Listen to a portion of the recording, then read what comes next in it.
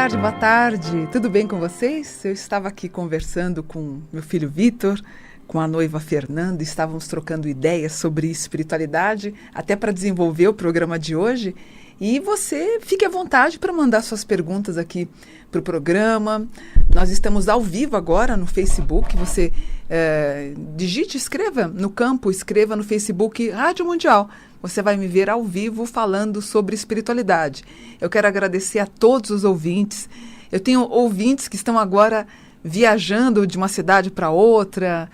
Alguns, como eu falo muito rápido, ele fala: Mônica, você fala muito rápido, Mônica, eu tenho que parar o carro no acostamento para te ouvir. Muito bacana, né? E essa semana, sim, foi uma semana incrível, porque eu fiz muitos atendimentos de mapa astral. Não sei por que motivo, mas eu fico honrada. Eu faço muitas consultas, atendimentos para homens, eles me procuram bastante sobre todos os assuntos. Eu me sinto realmente honrada por vocês me escolherem para poder ajudá-los aí nas suas dúvidas profissionais e sentimentais, né? E essa semana foi uma semana, assim, especificamente, assim, ontem, sábado, eu fiz uns atendimentos, assim, que foi muito promissor, foi muito bom. Obrigada por vocês estarem aí na minha vida. Deixa eu falar uma coisa para vocês. Toda semana, então, eu falo sobre as dúvidas, né? Sobre as dúvidas de vocês. E deu um probleminha aqui de áudio. Pronto, meu filho já corrigiu. E uma cliente minha, uma consulente minha, ela falou assim: Mônica, eu achei bacana a pergunta dela, não sei se eu vou conseguir, eu estava tentando conversar, estava falando com meu filho sobre isso, como é que eu podia desenvolver esse tema. Ela falou assim para mim: Mônica, eu era casada, conheci o marido de uma amiga minha, a gente teve um envolvimento tão forte que eu pedi a separação do meu marido para ficar com o marido da minha amiga. E ela falou: sabe como é que eu me senti depois, que eu não estava entendendo? Ela falou assim para mim: Mônica, eu me senti como se eu estivesse no meio de um tiroteio, porque os dois, eles brigavam tanto, houve uma questão de ódio tão grande que provavelmente isso é alguma coisa espiritual. E eu confirmei, eu falei: certamente. Até a Fernanda falou assim: teve uma novela na Globo que estava tratando sobre isso, quando a mocinha, ela cai no despenhadeiro, num penhasco, e acaba morrendo, e acaba voltando depois, eles se reencontram na vida atual. E é curioso, né? E aconteceu também um fato muito parecido até com a minha mãe e com meu pai, né? Minha mãe casada com meu pai acabou conhecendo uma outra pessoa enquanto ele era casado, e houve a separação, e as duas tiveram um problema muito grande inicialmente, né? E eu, jovem, adolescente, eu falava: que estranho, ele que foi a pessoa que culminou nisso tudo, né? Foi ele que acabou procurando uma outra pessoa e ninguém briga com ele. E as duas tendo problemas seríssimos. Então, geralmente, o que acontece? O caso das as duas esposas, na verdade, eram questões relacionadas à vida passada. As duas tiveram alguma disputa, provavelmente o marido estava no meio, eles voltam, regressam e acaba acontecendo o mesmo entrave. É curioso também, um vizinho meu também está se separou, na verdade, né? Ele teve quase um infarto, procurou um médico para um cardio, e a secretária acabou se envolvendo com ele, estavam casados, e rapidamente, coisa de 1 mês e meio, 2 meses, ele acabou separando da esposa, depois de quase 20 anos de casado. E hoje as duas, uma está ligando para a outra, brigando uma com a outra, e ele acaba se afastando. Então, não sei se eu fui clara, eu até estava conversando com meu filho antes de entrar no ar, para ver se isso, e eu ia conseguir explicar para vocês, mas geralmente esse triângulo familiar tem relações com vidas passadas. Você fica no meio do tiroteio dos dois, sejam dos dois homens ou das duas mulheres. Às vezes você nem entende por que tanta briga, mas isso é de vida passada, e às vezes não é só de uma, não. É dessa, de uma outra e de uma outra. E espiritualmente a gente tem que respeitar, né? Eu acho que houve o término, vamos começar uma vida nova e tentar ao longo dos anos ter uma vida mais tranquila. Eu estava até falando com meu filho também, antes de entrar, eu também acabei até passando por isso, e a ex-esposa do meu ex-marido, né, é tanto ex aqui que a gente estava até brincando, nós ficamos amigas, não houve conflito entre nós, pelo contrário, a gente tinha até um sentimento de cuidar da Sueli, a gente acabou cuidando, a gente acabou sendo mantenedor dela. Provavelmente ela poderia ter sido uma irmã minha, uma irmã mais velha, alguma coisa assim. Então, entender, quando tem muito conflito, pode ter absoluta certeza que você tem relação com a vida passada. E aproveitando sobre isso, falando sobre isso, como é que a gente sabe que a gente continua com uma pessoa? Como é que a gente sabe que ele é o amor da tua vida? Como é que a gente começa a entender? Primeira coisa, não é só atração física, atração sexual. Primeiramente, a gente tem que pensar no entusiasmo que tem essa relação. O que é a palavra entusiasmo? Vem de que é dentro. Esse entusiasmo, esse tu, vem de tel. Então, dentro, tel, Deus. Então, quando eu estou entusiasmada por alguém, eu estou com Deus comigo. Se eu estou entusiasmada para vir fazer o programa na Rádio Mundial, eu estou com Deus comigo. Eu tenho entusiasmo para ir trabalhar, que nem eu adoro fazer meu mapa, não saberia fazer uma outra coisa no momento, eu amo fazer o meu trabalho, então eu tenho entusiasmo, que é Deus dentro, na qual eu consigo passar essa alegria e falar com bastante entusiasmo sobre as questões relativas aos problemas que vocês têm. Mas, basicamente, eu preciso ter, primeiro, essa confiança, o apreço, a lealdade, claro, a admiração, que é o admiratio. Se eu não tenho essa admiração, eu não vou conseguir ter um enlace com alguém. E conversando com meu filho antes de entrar no ar, com a Fernanda, ele estava falando de uma pesquisa americana, se eu não me engano, né? Onde um pesquisador, ele disse assim, olha, esse pesquisador, ele conseguiu descobrir se um casal conseguiria durar ou não. E o ponto focal era a questão do desdenho. Por exemplo, você, homem, fala alguma coisa, a mulher fala, que bobagem. A mulher fala alguma coisa e o marido fala, isso é uma tontice. É o primeiro passo onde isso estaria fadado ao término da relação. Então, ou você se controla e você tem a admiração pelo que ele está falando, ou fatalmente o seu casamento vai chegar num ponto que vai estar fadado ao término. Então, toma cuidado com você ficar, isso é bobagem. Geralmente o homem critica mais a mulher, né? Ela vem fazer um comentário do programa sobre espiritualidade, ou sobre a novela, ou sobre um assunto na televisão. O homem fala, isso é uma bobagem, isso aí é pouca coisa que você está falando. Esse desdenho já nos dá a entender que esse casamento está fadado ao insucesso. Outra coisa também que quebra a harmonia do casamento, gente, é falar muito palavrão.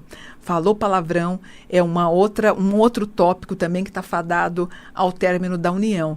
Então, às vezes eu vejo no Instagram alguns memes, né? A forma como o rapaz trata a menina, ou a menina como trata o rapaz. Eu dou risada quando eu leio, porque eu estou lá, às vezes, no intervalo de atendimento, dá vontade de rir, porque de tão absurdo que é. Mas se tem palavrão na história, também nem de brincadeira, né? Eu acho que a única pessoa que brincou em falar palavrão e deu certo foi a Dercy Gonçalves. Mas não é legal. Homem falando muito palavrão, mulher falando muito palavrão, também não é bom. Espiritualmente é muito pesado, ou seja, não adianta você estar rezando, fazer suas orações, suas meditações e lascar o outro, xingando o outro com palavrão. É feio. Para a mulher é feio, para o homem também é. É uma absoluta falta de respeito, tanto pela mãe dos seus filhos, pelo pai dos seus filhos, para os seus filhos, é muito pesado. E eu já vi estruturas até próximas a mim, de familiares, que o pai fala muito palavrão, a mãe fala palavrão, o filho responde com palavrão. Parece um caos, há um descontentamento geral, é uma vida que não anda. Lembrando que quando você fala palavrão, a tua aura ela tende a ficar pequena, a sua aura fica cheia de buracos, essa energia acaba vazando, a tua energia acaba sendo vazada, seu anjo não consegue entrar no teu campo áurico, ele não consegue te ajudar, então ele fica quase que, ele não consegue entrar nesse campo material para poder te fornecer a ajuda que você precisa. Então, maneira na oração, senão a gente não consegue ter um resultado positivo, certo? O que mais que eu ia falar para vocês? Teve uma coisa legal. Uma moça também no atendimento meu, ela falou, Mônica, você acredita que eu estava na rua, pararam os ladrões para assaltar a gente, e eu tinha feito o Salmo 22 e 23, e os ladrões roubaram as pessoas que estavam do meu lado, e eu e a minha filha passamos intactas pelos assaltantes. Eu falei, super acredito. Ou seja, o Salmo 22 e o Salmo 23 são poderosos, realmente colocam em você uma armadura espiritual na qual você fica protegida. Eu lembro que, quando acho que foi, me perdi, acho que em 2009 ou 2008, 2009, eu estava em Salvador, inclusive, eu estava num ponto de ônibus esperando aqueles micro-ônibus para levar a gente para uma outra praia, e passou os rapazes, e eu lembro que eu estava com um cordão de ouro, um cordão fininho de ouro, com uma medalhinha, estava comigo, a gente estava indo para essa outra praia, mais afastada, né? E todo mundo foi assaltado. E eu não fui, eu fui a única que não fui. E eu tinha acabado de ter feito uma tatuagem, eu estava até com aquele plastiquinho ainda, eu fiz uma tatuagem no pé, os anjos guiam meus passos. E eu tinha feito oração, como eu faço todo dia, eu fiz a oração, também fiz uma mentalização, eu fiz o Salmo 91, e eu fui a única também que não foi assaltada. Então, existe proteção, sim. Quem fala para você que orar não que é uma bobagem, orar faz com que a tua aura também entre em expansão e você consiga ter aquela redoma espiritual. Você consegue ter uma proteção. Eu sempre faço o Salmo 91, já é o salmo que eu já até decorei. Algumas pessoas fazem o 22, o 23. Você pode fazer o Pai Nosso, Ave Maria. Faça uma oração. É a única coisa que dá para criar essa energia positiva, né? Eu lembro, não me lembro, poxa vida, eu devia ter pesquisado isso, talvez eu deixe acho que eu vou deixar para a semana que vem, eu vou falar sobre uma história, vou deixar para a semana que vem, porque eu não tenho conteúdo aqui, também não vou chutar. Eu vou contar um caso interessante para vocês de magia negra contra o Cristiano Ronaldo, e deu um bafão e deu um bafafá, porque eu entrei na história, inclusive saiu em todos os sites europeus. Era uma história de magia branca contra magia negra, né? E a pessoa dizendo que ia me fazer muito mal e tal, mas eu conto com mais detalhes semana que vem. E eu sempre digo para as pessoas, né? Que as pessoas me procuram, fizeram magia negra para mim, fizeram um trabalho para mim. Eu falo, olha, eu tenho tanta fé que eu até brinco com os meus detratores, né? Eu falo, olha, eu te dou meu nome completo, telefone, e-mail, endereço da minha casa, pode fazer despacho na frente da minha casa. Como para mim, eu não acredito no poder dessa pessoa, para mim tanto faz como tanto fez. Era essa fé que eu queria que vocês tivessem. Aí você fala, Mônica, mas você estuda. Você fala sobre anjos há mais de 30 anos, é claro que você tem mais força. Todo mundo tem, mas você não pode vacilar. Você tem que acreditar nessa fé, nessa oração que você está fazendo, entender que você tem todo dia um dia de proteção e nada vai acontecer na tua vida. Tem que ter essa fé, essa determinação. E eu sempre conto a história de um homem que fazia voodoo e ele colocou lá o nome da pessoa, pediu para um assistente dele bater na porta da pessoa que ele iria supostamente fazer o mal, e até uma entrevista na BBC de Londres perguntou por que aquela pessoa ficou doente se você nem fez o trabalho. Ele falou, o segredo é o seguinte, eu mandei o assistente dizer que eu estava fazendo, eu não fiz nada. E ele próprio começou a ficar adoecido só por acreditar que eu estava fazendo magia negra ou feitiço contra ele. Por isso que eu falo para vocês, força, foco, pensamento positivo, acreditar nessa força superior é o passo número 1 para a gente ter uma boa vida, ter equilíbrio na nossa vida e cuidar com que os nossos caminhos sempre sejam protegidos. Uma outra moça perguntou para mim assim, Mônica, a consulta por Skype funciona? À distância? Eu respondi para ela, funciona, né? Para mim o Skype é uma ferramenta maravilhosa, onde eu faço o exercício do mapa astral. Como eu não dou o passe na pessoa, eu não preciso dar o passe na frente, eu posso até ministrar, enviar o reiki, energia positiva para ela, que eu faço isso para todos os meus clientes todos os dias, de manhã e à noite. Eu mentalizo os meus consulentes, você está mandando uma energia positiva, tanto que acontece das pessoas me mandarem e-mail e falam assim, Mônica, depois da consulta, os meus caminhos abriram, é incrível, meu filho arrumou um emprego, eu consegui namorar, ou eu consegui ajustar uma situação. Por quê? Eu tento preservar tanto o meu corpo, o meu mental, que quando eu estou falando as coisas para você, além do estudo que eu desenvolvo nas 4 folhas que eu falo para você, é uma energia tão positiva, por pior momento que você esteja passando, que é claro que as coisas vão acontecer. É uma menção positiva, né? É o tal do entusiasmo, que é o Deus conosco. Então, o caminho realmente abre. Quer dizer, nunca eu falei uma coisa negativa para os meus consulentes. Não tem motivo, salvo Que nem, às vezes, alguns sacerdotes de culto falam que você está com o caminho fechado por conta de trabalho, vocês me perdoem, mas muito motivado para te enfiar a goela abaixo um trabalho, é um trabalho que custa 3, 4, 5, 10 mil, você acaba refém desse sacerdote de culto, e você fica à mercê dessa pessoa, como eu já fiquei há 38 anos atrás, que eu fiquei refém de um pai de santo, ele dizendo sobre isso, a gente não tem conhecimento, fica com medo. Então você não pode ficar refém de ninguém. Não é assim que as coisas funcionam. Então a gente tem que passar sempre um positivismo e entender que a vida vai acontecer. Agora, muito dos prejuízos que você pode estar passando, você mesmo pode ter cavado. O importante é a gente sair dessa situação de estresse e tentar encontrar um caminho. Às vezes são coisas simples. Eu fiz um atendimento na sexta-feira para uma moça que trabalha com farmácia no Sul, e ela fala alemão em casa, o pai e a mãe são descendentes de alemães, ela também fala alemão. Um detalhe simples que ela nunca tinha pensado para ela ter um emprego melhor. Eu falei, por que você não coloca no seu currículo que você fala alemão? Nossa, eu nunca pensei nisso, eu estou estudando inglês. Eu falei, ainda mais na indústria farmacêutica, você podia muito bem tentar algum trabalho aqui em São Paulo, nas grandes corporadoras, né, corporações, muito bem corrigido, das indústrias alemãs que temos, ou indústrias alimentícias como a Nestlé, por exemplo, acho que é a Suíça. Poxa, você podia desenvolver um currículo melhor, dizendo, às vezes é um detalhe que você não prestou atenção, que você não viu. É algo que pode dar um start na tua vida. Então, é o tal do entusiasmo, na qual a gente conversando, a gente vê tudo com muito carinho. E a consulta por Skype funciona, me facilita, inclusive, falar com as pessoas em todo o mundo. Eu falo com todos os países, é uma forma muito agradável para a gente ter um contato, certo? Falei da questão do assalto, falei do Skype à distância, falei do... e uma perguntou para mim assim, Mônica, o Brasil tem jeito? Eu sou muito otimista, mas o Brasil está deixando a desejar, né? Nós temos aí os piores políticos do mundo estão no Brasil e o pior presidente do mundo. Gente, o pior presidente do mundo com 3% de aceitação, gente, brincadeira. E eu, com meu ego inflado, olho para a Venezuela e falo, seus venezuelanos, vocês não vão fazer nada com esse presidente quase ditador?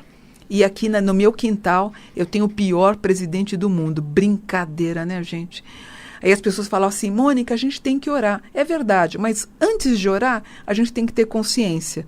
Aliás, uma das coisas que eu fico meio brava no Facebook, quando eu coloco uma exposição minha contra um político ou contra uma determinada situação, eu leio comentários do tipo, Mônica, você é espiritualista, não deveria falar sobre política. Por que eu não posso? Se eu pago os meus impostos, se eu vivo, por que o meu operador de mesa não pode falar sobre política? Porque ele é operador, eu não posso falar porque eu sou apresentadora, meu filho não pode falar porque trabalha no banco, minha nora não pode falar porque ela é médica, e nessa de não falar, nós temos hoje o país com o pior presidente do mundo, que é uma vergonha nacional e mundial, e nós temos os piores políticos do mundo. Quando eu vejo um político na televisão dançando e rindo da cara do povo brasileiro, isso é tão triste que dá vontade de sentar e chorar. Eu acho que todos os espiritualistas que acreditavam, que infelizmente já morreram, como Chico Xavier, que eles falaram que o Brasil seria o berço da consciência planetária e da espiritualidade, eu acho que devem estar todos muito tristes. Quando uma pessoa fala para mim, Mônica, nós precisamos orar mais, eu concordo que precisa, mas antes a gente precisa de educação. Antes a gente precisa ter postos de saúde com qualidade, a gente precisa de educação, pagar melhor os nossos professores. O que se ganha um político e o que se ganha as pessoas que estão junto com o político que está em Brasília, daria para pagar não sei quantos professores. Isso é um absurdo, é uma vergonha. Então isso me deixa muito triste em saber que o Brasil está numa decadência moral absoluta. Eu fiz um programa sobre o mapa astral do Brasil, falando sobre o Brasil de modo geral, ainda comentei, vai ter muito problema no Rio de Janeiro. Não deixa de ser meio óbvio também, não precisa nem ser espiritualista para ver tudo isso. E o que está acontecendo com o Rio? Eu tenho até um compromisso no Rio agora em dezembro, janeiro. Eu mesma estou com um pouco de medo de ir para o Rio. Imagina os turistas. Estamos acabando com o nosso país. Porém, quando eu coloco o dedo em riste e acuso um corrupto, eu também não deixo de ser corruptora e ser uma pessoa que a gente tem que olhar nesse sentimento do que eu posso fazer para melhorar a minha situação, de evitar ao máximo pequenos gestos que podem me induzir a uma corrupção. Detalhe, até um simples papel amassado jogado na rua, eu estou fazendo mal para o meu país. Ou um comentário maldoso, ou não estou vendo ninguém bater panela, está tudo parado, não estou vendo nada e todo mundo saiu batendo panela. Aconteceu o que aconteceu, vamos melhorar o Brasil e o Brasil está cada vez pior. Vamos ter mais consciência, orar sim, mas também ter consciência. Eu acho que a gente tem que sair e falar sim o que a gente tem vontade. Não me esqueci o nome do ator, aquele que foi casado com a Demi Moore, aquele altão, que é pai de 2 filhos. Também criticaram ele, né? E ele falou, me criticaram, falaram que eu não poderia falar nada porque era um ator. E de ator, espiritualista, médica, o administrador, a gente está deixando que as coisas fiquem numa situação cada vez pior, né, gente? Que triste, né? Eu tenho vergonha, viu? Eu tenho vergonha. Falei para o meu filho, o Chico fez uma previsão para 2019, ele falou, mãe, em quanto tempo você acha que a gente vai ter aí um prejuízo muito grande? Eu falei, até 2030 nós vamos viver situações muito ruins no Brasil. Vamos orar, ter mais consciência, mas é bem isso, não adianta orar se a gente não fizer, tá bom? Ai, deixa eu falar uma outra coisa para vocês, ó. Eu sou virginiana, né? Então, como é que eu falo isso para vocês? Eu sou muito crítica também frente ao meu trabalho, né? Então, eu tento ter um máximo de clareza para expor para vocês. Por exemplo, quando eu estudo sobre os anjos, as pessoas acham que o anjo é aquela imagem pequenininha do anjinho com as 2 mãozinhas. O estudo do anjo é muito sério. Quando você estuda seriamente esse tratado angélico, você encontra situações, ilustrações e uma comunicação com esse estudo divino, é algo sublime. E uma das coisas que me perguntaram, e eu queria falar isso para vocês, ela falou assim, Mônica, o que você acha dos reptilianos? Você acha que eles existem? Para mim é tão complicado isso, porque assim, eu sou uma apaixonada pela ufoarqueologia, então adoro aquelas situações, aquelas pinturas antiguíssimas, onde você tem de 7.000 anos, você tem umas pinturas com pessoas com capacete, gente, com roupas iguais dos astronautas. Você fala, gente, isso é fabuloso. Ou Nazca, no Peru, aquelas imagens que você só consegue ver do alto, 4, 5 figuras. Aquilo é muito impressionante. Mas assim, quando eu penso que o reptiliano, a ideia do reptiliano foi criado por uma ficção, ou mesmo essas ideias, a ideia que a gente tem do ET, do ETzinho que você tem também foi criado por um casal norte-americano, se eu não me engano, na década de 50, eu acho tão boba essa história de reptiliano, vocês me perdoem, viu, mas não desce. Aí você pode estar falando para mim, Mônica, você é uma remendada falando do descosturado. É complicado, né? Quando você tem a história do anjo citada na Bíblia quase 500 vezes, e mesmo Jesus se deixando auxiliar pelos anjos, você tem um pouquinho mais de respaldo bíblico, enfim, histórico nem tanto, não posso dizer, porque não há o registro do fato, né? Não há o fato, como não houve também no percurso de Moisés. Mas você tem aí gerações tratando sobre os anjos, enfim.